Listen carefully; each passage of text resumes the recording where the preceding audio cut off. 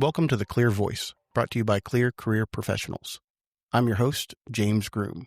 This PositionCast is going to discuss an excellent opportunity in Wichita Falls, Texas, for a chief building official opening. Today we have the recruiter for this position with us, Michael Boese. Welcome back to the show, Michael. Thanks for having me on, James. I'm really excited to talk about this position. It's one of my favorite cities, and it's just an amazing opportunity for folks to consider. And we are excited to have our guest on today. I'll let you introduce him if that's all right. Yes, sir. Today we have with us Paul Menzies. Paul, you're the assistant city manager over a bunch of things it look like, including the building official. Correct. Paul Menzies, thanks for having me. You know, we're coming up on what I think is a very transformative period in our city's history. And this is a great opportunity to talk about that and great opportunity for somebody to step right in. Awesome. Well, welcome to the show. We appreciate you being here. We always like to start with kind of getting to know our guests a little bit more. This position will be reporting to you. So what brought you to Wichita Falls and what did you do before that? Well, I'm a native of Wichita Falls, but, you know, I think like a lot of kids, they do when they graduate high school, they want to go out and explore the world. And I left for 27 years. I'm going to college, graduate school, started my career. I've worked cities of Kerrville, Texas, Harlingen, Texas, in the Rio Grande Valley. I worked in League City, which is a suburb of Houston. And at the time, it was the second fastest growing city in the United States. So I got to experience that. When I had the opportunity to come home and serve in this capacity, I jumped at the chance. And so been here, serving this community since 2017, loved every minute of it. In addition to the building official, what's all in your portfolio? Well, you know, it'd be remiss to say that only those things in my portfolio is what I do. That's probably half of what I do. What I really do is whatever the city manager tells me to do on a daily basis.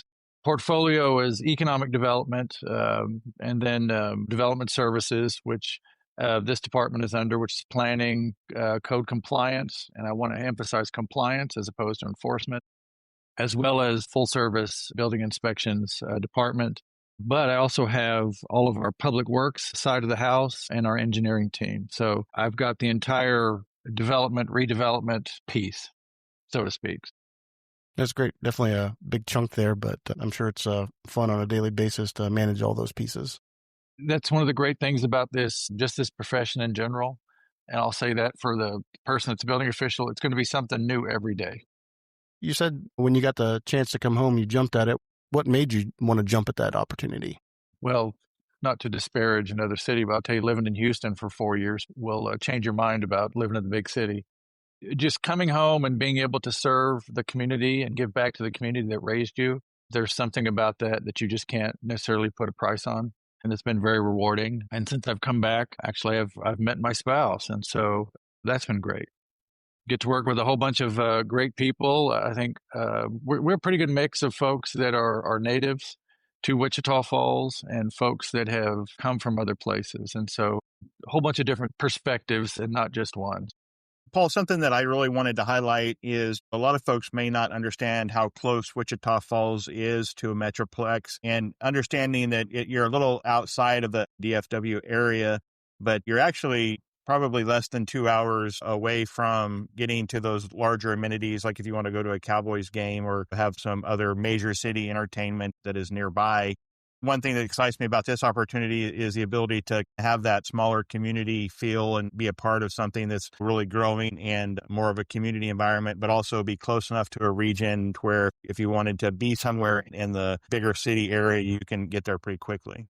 We are, you know, we're a city of 100,000. So we're right on that, you know, that edge of becoming more metropolitan. And we can talk about that certainly as this goes on. But yeah, I mean, you're an hour and a half from the western edge of the Metroplex. Matter of fact, I'm going to Denton in a couple of days to watch a basketball game, and it's 90 minutes away. I also add that Oklahoma City is probably an hour and 45 minutes away. I go there probably once a month at least. Those larger cities are two of them. Two larger metroplexes are we're right in the middle of, and so it's very convenient.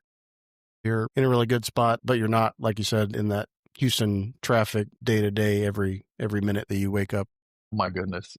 Yeah, just your entire day is consumed about how am I going to get there? Yeah. Wichita Falls, college town? It is Midwestern State University. It's one of the cornerstones of this community, along with Sheppard Air Force Base, of course. Yes, and you'll see the maroon and gold all over town, and so we're pretty much all in on that university. How much does that impact you guys, daily working with the Air Force Base up there and the college? Well, both of them contribute a significant amount to our economy, let's be frank. But then just the culture that it brings. I enjoy working in a college town simply because there's always that buzz. There's always those new ideas and fresh perspectives that are coming into town with 19, 20, 21-year-olds.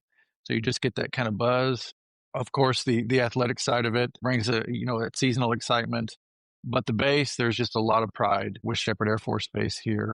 Half of the folks in the Air Force end up training at Sheppard. And so it's just such a huge piece of our community. And getting back to you a little bit, how would you describe your leadership style and how you communicate with people you work with? Well, 90% of the time, I'm collaborative. In my heart, I'm a servant, a leader. I realize that folks aren't here to serve my needs. It's the actual opposite. I'm here to serve their needs, whether that's downward to the folks that I supervise that are in my portfolio that we talked about, whether it's up to the manager and the council, or that's outward into the community. Just always keeping in mind who you're serving. Going back to being collaborative, there's always going to be some issue that comes up, and the folks that are closest to it are generally the ones that have the better ideas for solutions. And so first hearing what those are before we have a path forward or we decide on a path forward is really how that works. Quality of life is talked a lot about in the brochure, and how does that translate into the city staff and leadership there?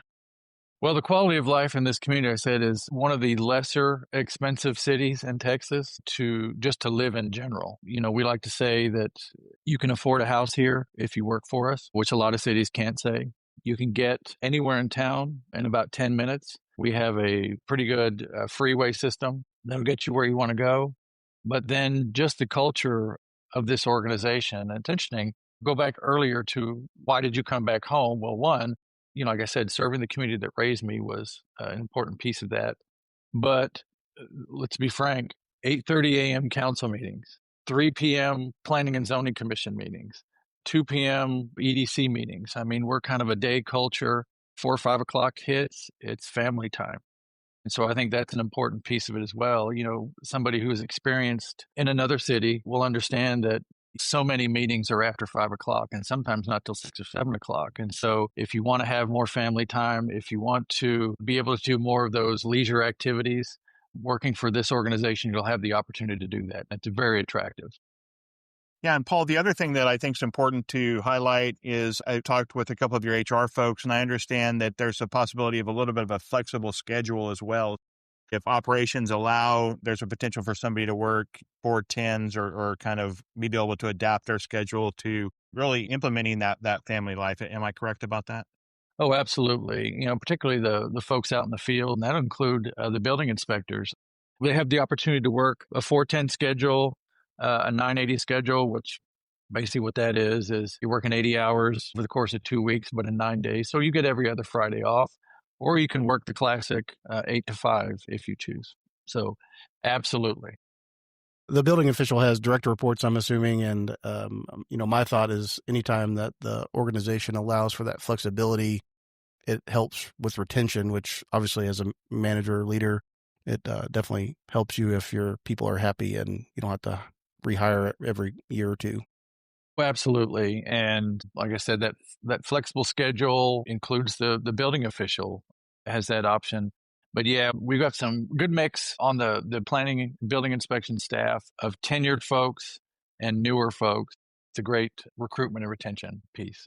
Well, speaking of the role, tell us a little bit about that. What does the day-to-day look like? What are they going to be responsible for? I think we have a very different culture here when it comes to building inspections. I've worked in cities, particularly the higher growth cities, the areas like Houston, San Antonio, Austin, where it's going to be a little bit more by the book. The expectation of our community is a little bit more spirit of the law versus letter of the law. And so I think that's an important piece of this. Certainly, that's not to say that we ignore the codes. It's exactly the opposite. I need somebody who absolutely knows the ins and outs of all the codes. because the more that you know the codes, the more you know where to bend. And so that's an important piece of the responsibility here. I think this position is going to have an opportunity to, as that tenured, particularly on the inspection side, your field inspectors, as they start to retire over the next few years, to kind of build back that piece of it where it's more attuned to kind of being a flexible and knowing where to bend and what's important type of an organization. Well, I noticed earlier when you were talking about code, you called it code compliance instead of code enforcement, which it kind of signals to me that we do want to make sure the codes are followed, but we're not necessarily trying to go out and write as many tickets as possible if we don't have to. Yeah, we're looking for a way to say yes.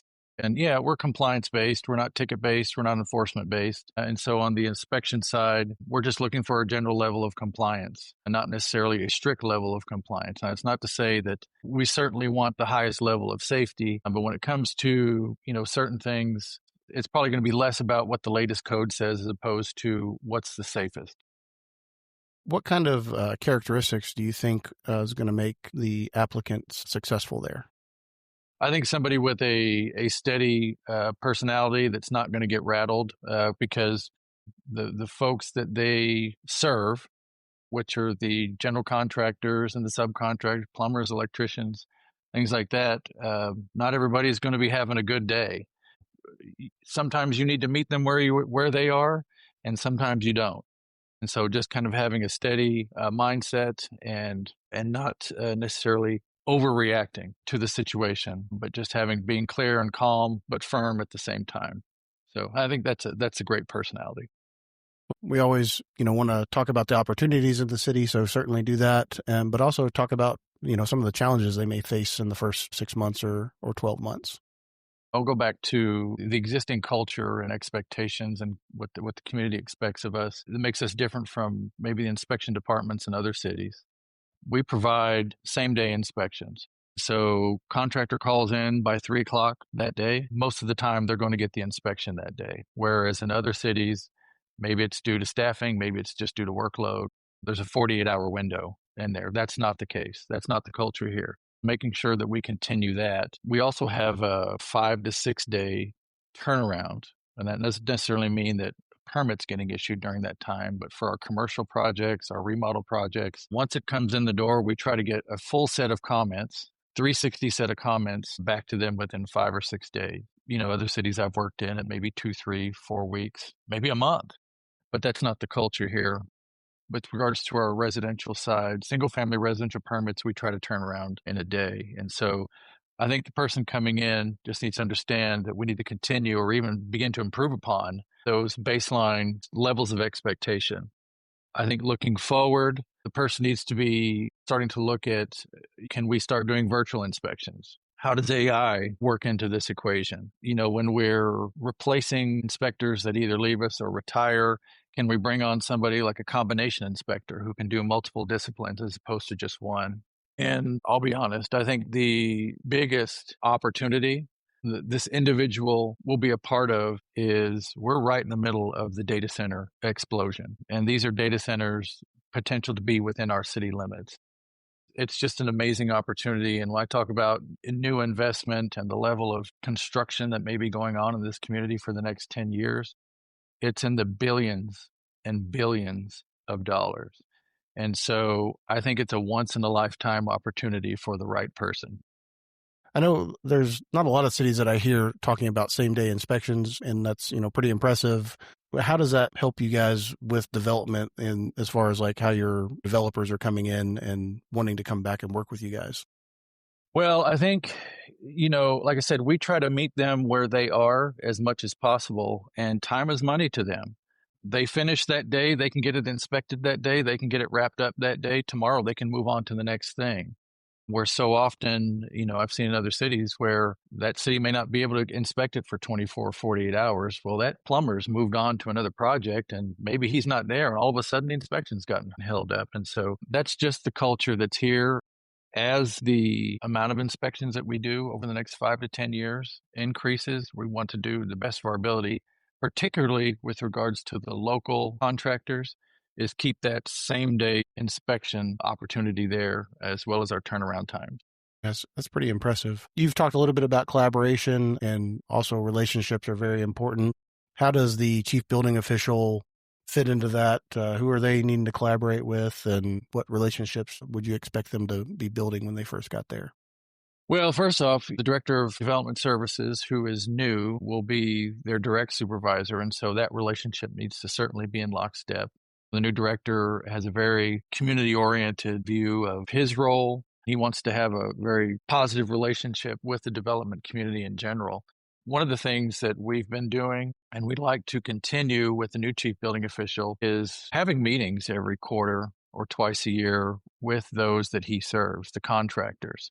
Not because there's issues that need to be resolved, but just letting us know how things are going. How can we help you better? What is it that we're not doing? Tell us, because obviously the better that we can do, when it comes right down to it, better reputation the city has as being development friendly. And it's less so about being development friendly as it is about being development unfriendly.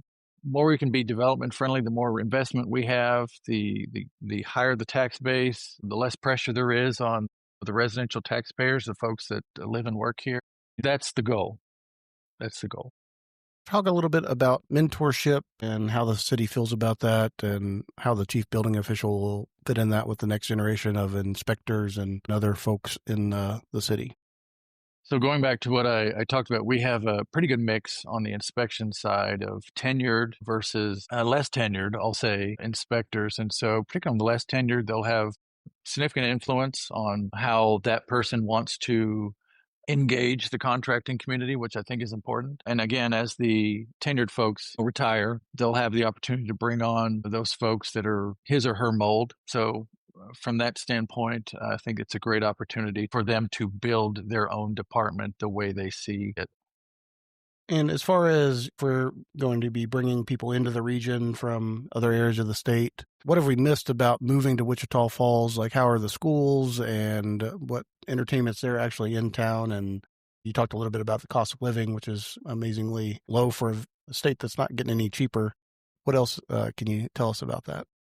I know that we're one of the more affordable cities in the state. And so if you're moving from someplace else, particularly along or east or 35, I mean, this is going to be very affordable, and it'll be eye-opening affordable, particularly, buying a home. But the quality of life, again, is great. You're just not in traffic all day long, which it took me, I'm from here, and it took me a couple of years to kind of downscale my level of expectations when it came to getting places. Just like every other town this size, I mean, we've got movie theaters, bowling alleys, we have a symphony orchestra, we have comedy clubs, we have theater shows. I'm going to a theater show this weekend. And I mean, there's just so many things to do. We have an athletic program at the university that's doing what it can to transition to the Division I level. And so athletics in this town is going to be becoming more and more of an option. And so there's just so many things to do. And so they won't be able to say there's nothing to do this weekend in town. So That's great. I've only visited one time, so I'll have to get back up there. It's been a long time. yeah, you need to come. You're going to be surprised. But we're also just what we know. And allow me to say this: we're not looking out our front door and seeing the DFW growth or that path of growth headed our way. We're about to hit a piece or a time in our history that's going to be very transformative with the level of investment that's coming that we see, separate and apart from just the expansion of the Metroplex. I think any individual who's interested in just being a part of that, now is the time. Now is the time. Michael, can you talk to us a little bit about salary and benefits of this position? Yeah. And before I do that, also, I just want to mention, Wichita Falls also has a new city manager up there, Jeff Jenkins. And, I've had the opportunity to know Jeff quite a while and his style of leadership. And I think it blends really well with what Paul is saying and the type of servants that they are. And I always really like recruiting for these positions when you're entering a culture of accountability, but also where the leaders are authentic and really just trying to do the best thing they can for the communities. It's great to hear Paul talk about those things. But yeah, this position is open until January 27th, and we just want to really see some really great people apply for the role. The salary is very competitive, starting around $107,000 up to $130,000, depending on qualifications and experience. With the cost of living there, the typical benefits, which is TMRS retirement and things that are offered, along with that flexible schedule, this is going to be a very competitive position. And so we're excited to be a part of it and help the city recruit. Michael, can you talk a little bit about how they would apply and what candidates can expect when they apply for a clear career position? Yeah, absolutely. Well, they can apply through our website or LinkedIn, or if they just send their cover letter and resume to applywf@clearcareerpro.com, we'll get that information entered. And as always, we are a candidate-focused company. Once a candidate submits their information to us, we stay in touch with all of our candidates every week, making sure they're updated about any process and exactly where they stand in their recruitment. And then as the city makes decisions on who they're moving forward with, naturally, we communicate that to our candidates and really try to have that collaborative approach. Having been a candidate ourselves, many of us in Clear Career Pro really want to treat the candidates well to where we can help build their career and help them become, the best professional in their servant model as well. And is there anything that we have failed to cover that you'd like to mention? I really like to say what Paul's talking about. They have great infrastructure up through the highways, the ability to transition to so many different places from Wichita Falls, whether you want to go to vacation in Colorado or New Mexico or go to Oklahoma. You really have the ability to be in a very central location to where if you enjoy outdoor activities or just doing cultural events, Wichita Falls offers that. I'm happy to reach, as many people as we can with this podcast, but always available to answer questions and really just help people make the best decision as they're applying for this position. We're excited for it and to see all the applicants come in. Paul, before we get off here, what have we missed? What would you like to talk about before we hang up? Don't miss the opportunity to be part of a very transformational time in this city's history that's going to raise the level of what folks think of this city is going to be completely different in 10 years. Both the folks that are here and folks across the state, I think folks are going to look at us like they do Frisco. And so that's what I'm excited about. I'm excited for you guys. It sounds like there's a lot of happenings. Sounds like a lot of work for whoever's going to take this position on, but that's obviously job security when you're the chief building official and you've got a lot of new things coming in. Got a lot of stuff going on. Yeah. All right, guys. Well, I appreciate you both being here with us. We appreciate the listeners for hanging in there with us. If anybody has any questions about this, definitely reach out to us. Find our information on Clear's website or reach out to us through LinkedIn, and we'll catch you next time.